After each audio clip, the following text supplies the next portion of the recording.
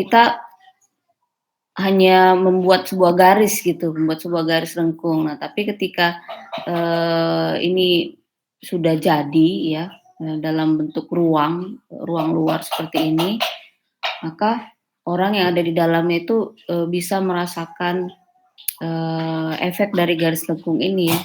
Di sebuah taman, ini ada, ibu yang membawa anaknya, ada orang bawa sepeda, ada yang duduk-duduk.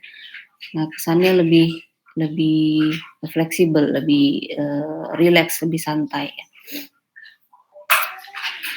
Oke. Nah, berikutnya kita mau bandingkan ya, mau bandingkan kondisi garis lengkung tadi, kemudian dengan, perumahan. Ini sebuah, brosur ya, sebuah brosur perumahan yang ada di Medan. Biasanya memang perumahan itu kebanyakan ya, nggak semuanya sih, kebanyakan itu disusun dengan sistem grid seperti ini, ya.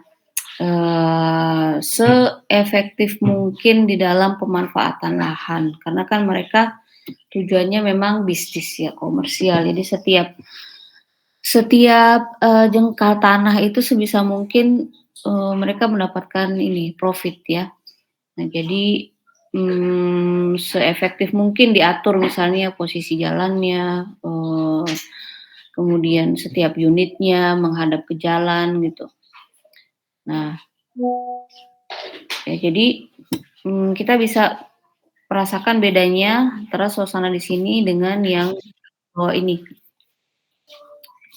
Yang di bawah ini lebih lebih kaku ya, lebih kaku kemudian, monoton, apalagi kalau perumahan itu kan cenderung desainnya diulang-ulang ya, pasti diulang-ulang semuanya.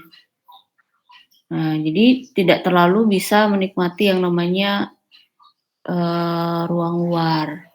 Kebanyakan ya di ruang dalam aja. Oke.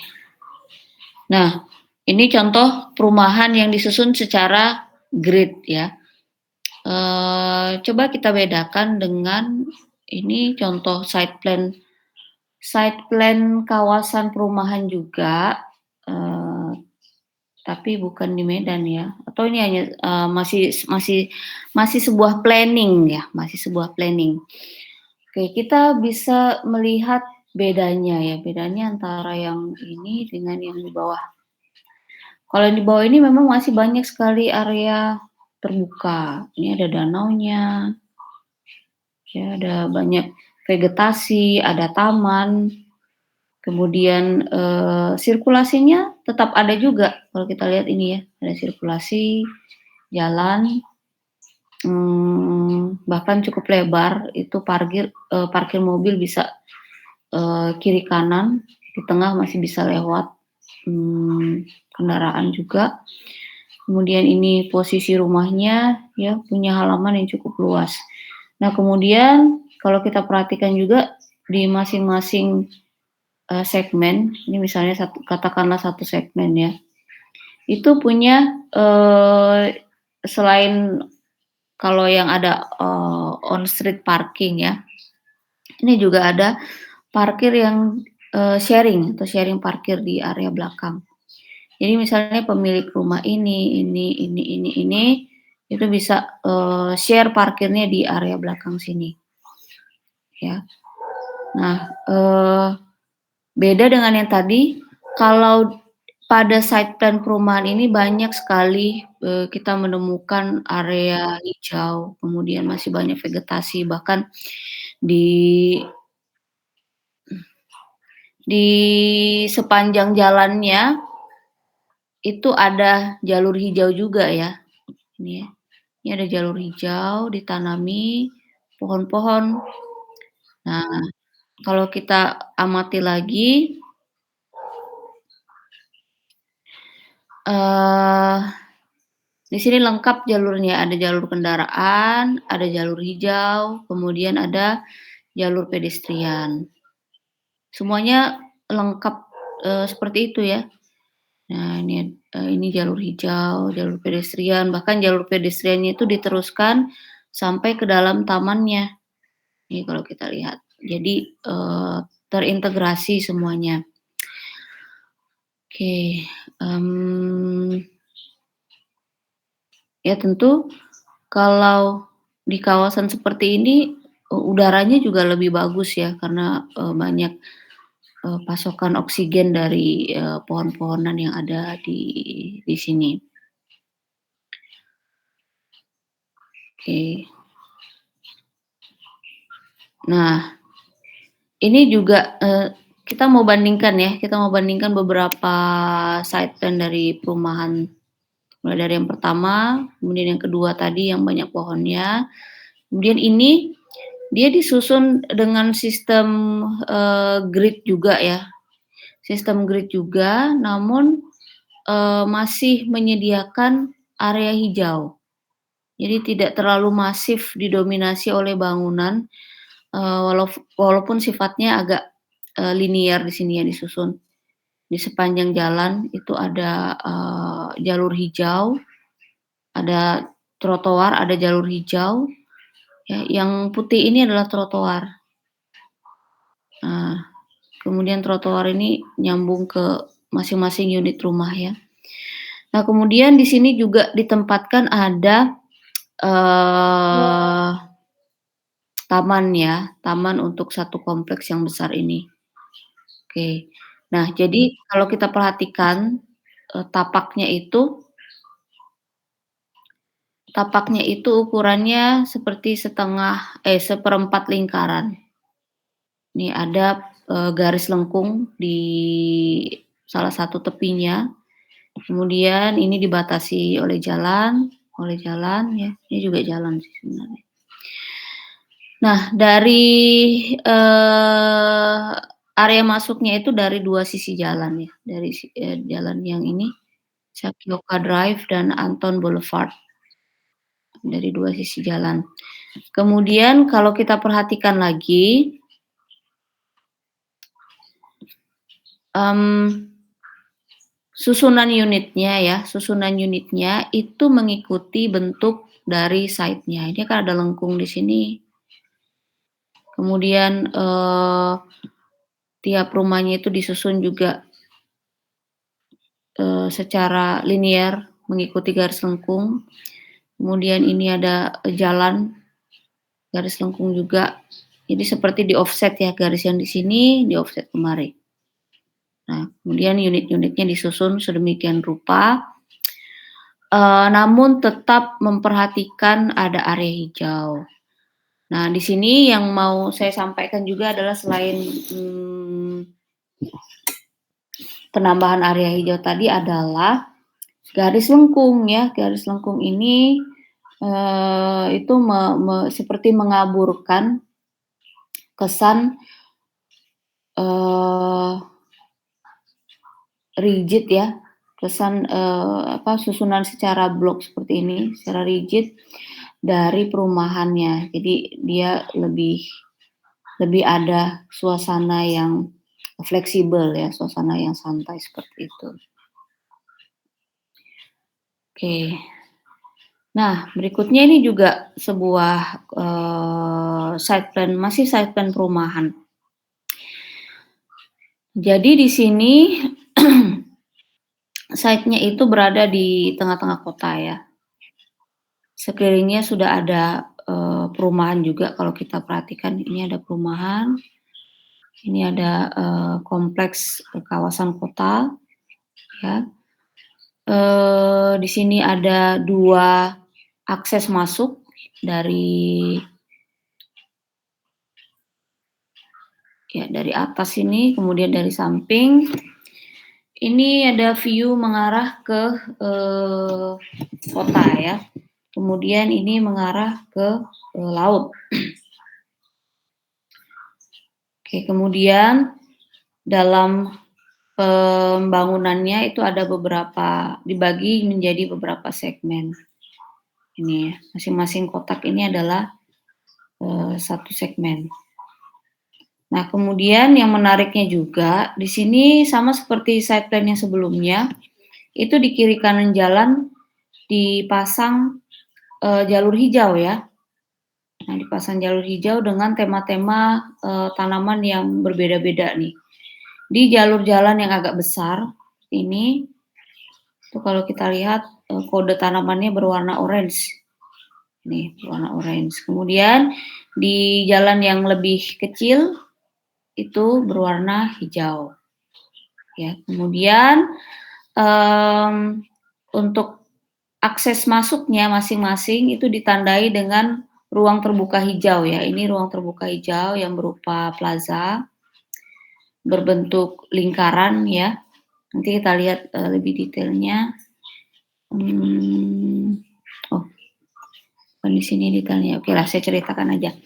Jadi di sini ruang terbuka hijaunya selain sebagai taman, dia sebagai area tampungan air ya.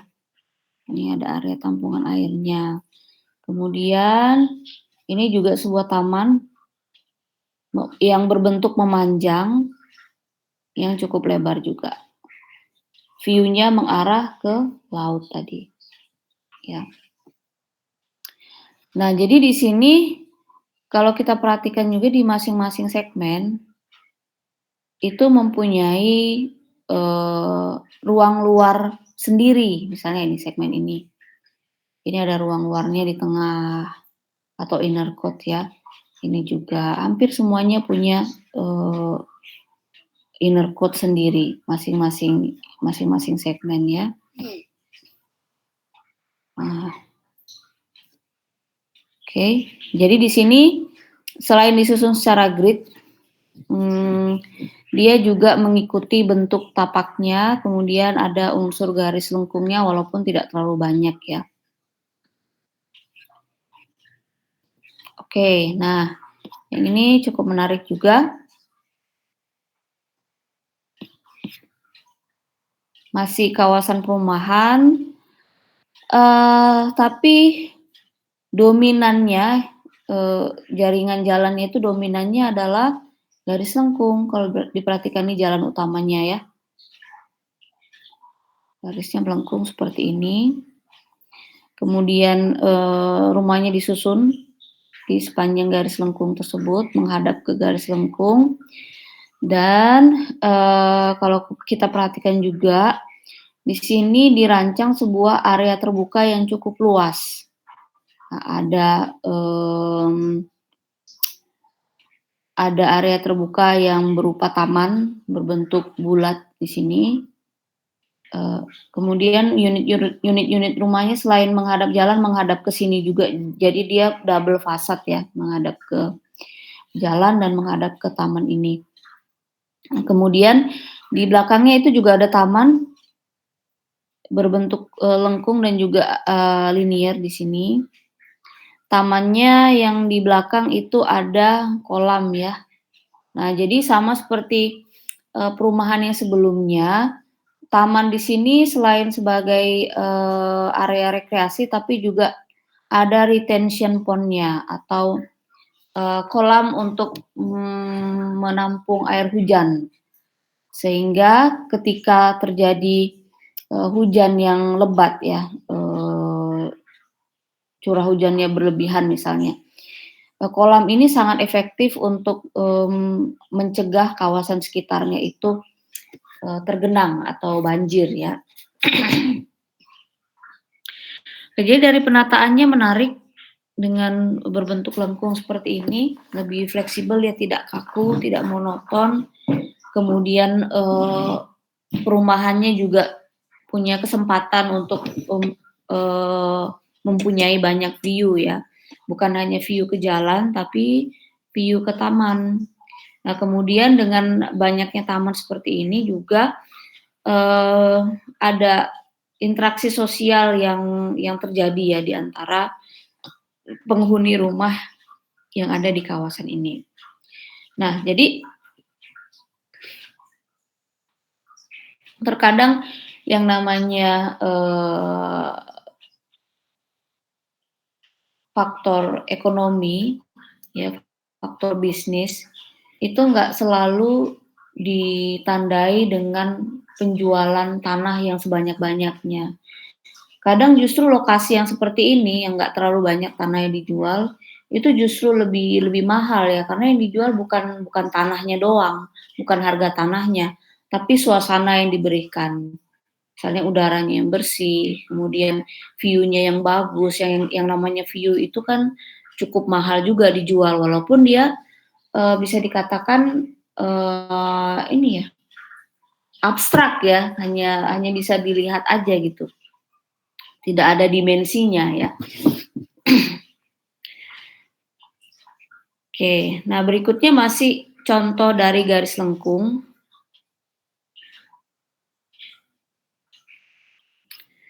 Oke, ini contoh dari garis lengkung. Nah, kalau kita lihat kawasan sekitarnya itu sebenarnya sudah cukup padat ya. Nah, ini ada, area parkir, ada gedung, ada jalan, kemudian kalau kita perhatikan di sini juga ada rel, kereta api yang cukup lebar ya. Di sini ada area parkir juga yang sangat luas. Nah, kemudian kalau kita perhatikan dari atas, ini kok banyak hijau-hijaunya ya, banyak hijaunya, tapi ini bangunan atau bukan? Nah, di belakangnya itu juga ada, eee apa, ada area parkir juga. Oke, kemudian kalau kita zoom lagi ini sebenarnya apa ini? Nah, ini titik-titik ini manusia ya, manusia yang berada di atap bangunan. Nah, jadi sebenarnya ini bangunan. Lengkung-lengkung ini adalah bangunan. Oke, kalau dilihat, desainnya, dominannya adalah garis lengkung, kemudian, bangunannya juga tidak tidak masif tertutup semua, ini ada, yang terbuka, ya berupa, lingkaran, berbentuk lingkaran, kemudian ini juga linier, ya terbuka sampai ke bawah. Jadi kalau kita perhatikan, ini seperti dibagi menjadi 2 masa bangunan ya, yang di depan, kemudian yang di belakang. Nah, antara bangunan yang di depan dan yang di belakang itu dihubungkan dengan sky bridge ya, dengan jembatan yang ada di sini. Oke, ini juga jembatan. Nah, yang 1, 2, 3, yang jembatan 1, 2, 3 ini menghubungkan, ke dalam bangunan, dari dalam bangunan, depan ke dalam bangunan belakang. Sementara sky bridge yang keempat ya, yang di sini itu menghubungkan antara atap bangunan yang di depan ke atap bangunan yang ada, di belakang. Jadi kalau kita lihat di sini sangat, atraktif sekali ya desainnya. Ini ada naik turunnya seperti apa, seperti perbukitan ya. Nah, ada naik turunnya, di sini juga tamannya juga naik turun. Kemudian kalau kita perhatikan ini ada sebuah sirkulasi ya yang menerus dari ujung bangunan di sini. Nah, ini kan plaza, ini plaza bagian bawah ya, di plaza bagian bawah. Orang itu bisa naik dari bawah, ini ada sirkulasi, ini ada, plaza, pengumpul, kemudian bisa jalan lagi ke sini, ya. Nah, sampai dia bisa ke sini. Ini ada sebuah amphitheater di atas bangunan ya. Oke, kita lihat, view yang lain ya, titik yang lain, sudut pandang yang lain maksudnya. Nah, ini bangunannya namanya Namba Park. Namba Park di Jepang. Jadi dia sebuah bangunan mixed use ya, bangunan mixed use, ada fungsi shopping mall, ada fungsi, apartemen, ada fungsi rental office juga. Jadi beragam fungsi. Oke, nah ini yang saya sampaikan tadi jembatan ya, ini menghubungkan masing-masing level. Nah ini menghubungkan yang di atas bangunan. Jadi dia, atap bangunannya ini seperti yang sudah saya sebutkan tadi, bisa diakses dari bawah sampai ke atas, tanpa harus masuk ke dalam bangunan, ya. Tapi bisa juga orang dari dalam itu, keluar ya, menikmati suasana di luar bangunan ini. Nah, kemudian kalau kita perhatikan lagi, jalur untuk kendaraan yang ingin masuk ke dalam bangunan ini tuh dibedakan. Ini untuk, orang ya, khusus orang, kalau perhatikan, untuk manusia aja selebar ini, sama lebarnya dengan untuk kendaraan. Jadi di sana memang, sudah diutamakan ya, sirkulasi untuk manusia itu sangat penting sekali, bukan hanya sirkulasi untuk kendaraan. Nah, ini sirkulasi untuk kendaraan, untuk masuk ke dalam basement-nya. Ya benar-benar dipisahin, nggak gabung ya, atau nggak nyampur.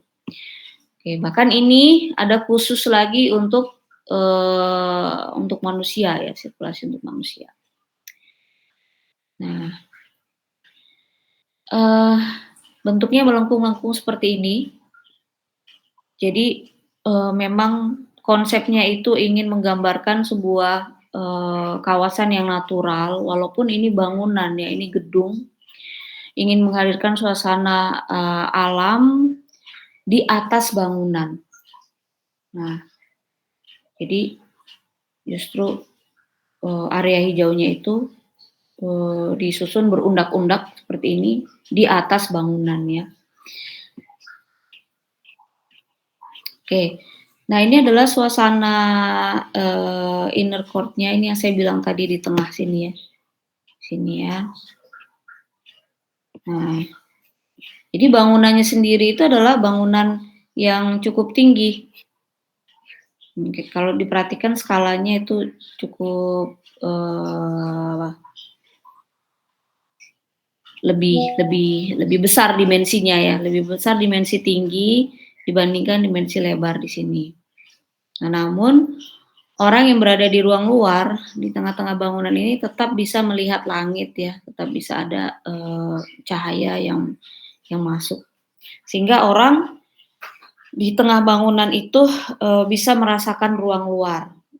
Bukan hanya di atas, tapi di bawah sini ada suasana ruang luarnya ya. Oke.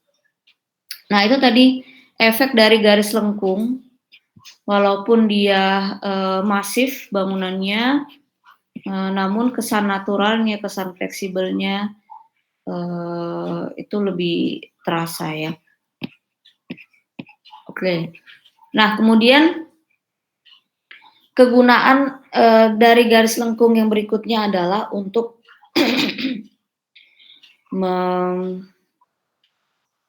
membuat suasana itu lebih variatif ya.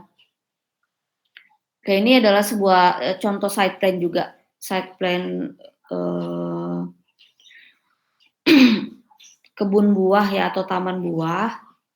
Nah, jadi di sini ada garis lengkung untuk sirkulasinya, eee, jadi dimulai dari awal dulu. Nah, orang masuk tuh bisa dari sini, masuk ke bangunan penerima, kemudian ini ada jembatan yang menghubungkan ke banyak sirkulasi ya, ini area, gedung ada pusat informasi, ada, gedung perpustakaan ya, ada koleksi untuk, tanaman keringnya di sini, baru ini lab, baru ini taman buahnya. Nah, jadi karena di sini ada berbagai macam buah ya yang disajikan gitu, yang mau dihadirkan kepada pengunjung. Nah, sirkulasi yang lengkung ini, berfungsi untuk sekaligus untuk, membagi-bagi, ada tanaman apa, sehingga ada suasana yang variatif tadi. Nah, ketika orang pertama kali datang misalnya ke kawasan ini, dia pasti akan excited sekali ya, akan tertarik sekali untuk mengikuti garis lengkung ini. Nah, diikuti ada buah apa aja, ada tanaman apa saja, sampai ke ujung sini ya, ada sebuah plaza, kemudian ini ada, kolam gazebo. Nah, dari sini dia bisa jalan lagi menuju kemari. Nah, atau kalau misalnya dia ingin, melewati jalan ini ketika sudah pulang artinya ya. Ketika dia sudah menikmati semua kawasan di sini, secara psikologis manusia itu tidak akan melewati jalur yang sama dan dia ingin lebih memperpendek jarak ya. Jadi kalau ada garis lengkung kayak gini, itu kan jaraknya cukup panjang. Nah, maka harus ada alternatif jalan, ini ada garis diagonal. Nah, minggu lalu kita belajar ya, garis diagonal itu, berfungsi untuk memperpendek jarak. Nah, jadi orang pasti akan, melewati garis ini ketika dia pulang. Kalau, baru datang, dia pasti lebih memilih untuk menikmati garis yang lebih panjang. Oke, itu ya. Nah, kemudian fungsi dari garis lengkung yang berikutnya itu sebagai pembentuk spasial atau ruang spasial. Di sini ada, eee, garis lengkung ya, sedikit mempunyai dimensi ketinggian, kalau kita lihat ini ada bayangannya ya, berarti ada dimensi ketinggiannya, dan dia bentuknya itu melingkupi ke dalam. Nah, sehingga, ketika orang berdiri di titik ini, itu pandangannya itu mengarah, di sepanjang ini ya, yang berlawanan dari garis lengkung ini. Nah, jadi secara imajiner untuk ke arah depannya, garis lengkung ini membentuk ruang secara spasial. Nah, kemudian, kalau kita perhatikan lagi di sini ada, pembagian walaupun bukan dengan, dimensi vertikal ya, tapi secara horizontal dilihat dari, plan dari view atasnya. Nah, ini ada garis, ya, ada garis, ini materialnya berbeda dengan material yang di sini ya, material yang di sini. Nah, dengan perbedaan material itu sekaligus dia, membentuk teritori tertentu ya, dari kawasan yang cukup luas di sini. Oke.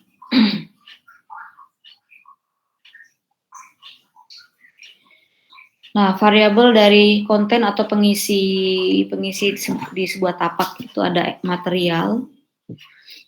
Material itu adalah, misalnya penutup tanahnya ya atau ground cover. Nah, misalnya apakah sebuah rumput atau, bebatuan atau konkrit, semen ya, atau sebuah, paving seperti ini disusun, atau bonsai yang sedikit mempunyai dimensi ketinggian. Nah, kemudian ada, elemen, ya selain ground cover tadi ada elemen, apakah berupa pagar elemennya, ya di sini, atau pohon, nah atau ada bangku taman misalnya, kemudian ada, di sini ada titik-titik lampu ya, kemudian ada pohon lagi. Nah, jadi kalau kita perhatikan, masing-masing material dan elemen ini disusun secara garis lengkung ya, secara linier mengikuti garis lengkung. Nah, ini adalah kombinasinya ya. Kombinasinya itu ada material dan juga ada elemennya. Nah, ada material penutup, tanah dan ada, elemen-elemen yang ditempatkan di atas material itu, sendiri. Nah, kemudian ada variasi layout. Nah, ini berbentuk, spacing atau ruang. Nah, kalau kita perhatikan nih ruangnya, dibagi, oleh garis lengkung ya. Nah, ini ada bonsai, berada pada lapisan pertama, kemudian ini ada, rumput di lapisan kedua, kemudian di sini ada, perkerasan ya, yang lebih kecil dimensinya daripada, kedua lapisan tadi. Nah, kemudian di sini ada perkerasan lagi dengan material yang berbeda. Nah, kemudian di lapis terakhir itu